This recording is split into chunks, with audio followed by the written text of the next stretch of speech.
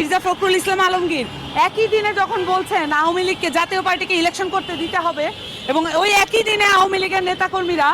এইভাবে ইউএসএতে এনসিপির কেন্দ্রীয় সদস্য সচিব, যিনি দিল্লির আধিপত্যবাদ বিরোধী সংগ্রামের নেতা এবং ডাকসুর সাবেক সমাজসেবা সম্পাদক, যিনি আওয়ামী লীগের সময় ছাত্রলীগের হুঙ্কার পদাধূলি দিয়ে তারপরে সমাজসেবা সম্পাদক হয়েছিলেন, তাকে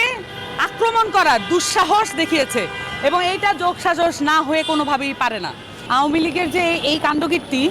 এই কার্যকলাপের জন্য আমাদের এই অন্তর্বর্তীকালীন সরকারের নানান ধরনের কার্যক্রমের দায় আছে এবং প্রথমত আপনাদেরকে এটা বুঝতে হবে যে এখন পর্যন্ত আওয়ামী লীগের কিন্তু ব্যক্তি হিসেবে বিচারটা হচ্ছে, কিন্তু আওয়ামী লীগের দলগত বিচার, একটা ফ্যাসিস্ট দল হিসেবে তারা বাংলাদেশের 2000 মানুষকে খুন করেছে এবং 50,000-এর মতো আহত করেছে, অঙ্গহানি করেছে, অসংখ্য পরিবার বিপর্যস্ত হয়েছে। গত 15 বছরে তারা কোটি কোটি হাজার হাজার কোটি কোটি টাকা লুটপাট এবং পাচার করেছে। এই বিচারগুলো অবশ্যই দলগতভাবে হওয়া উচিত।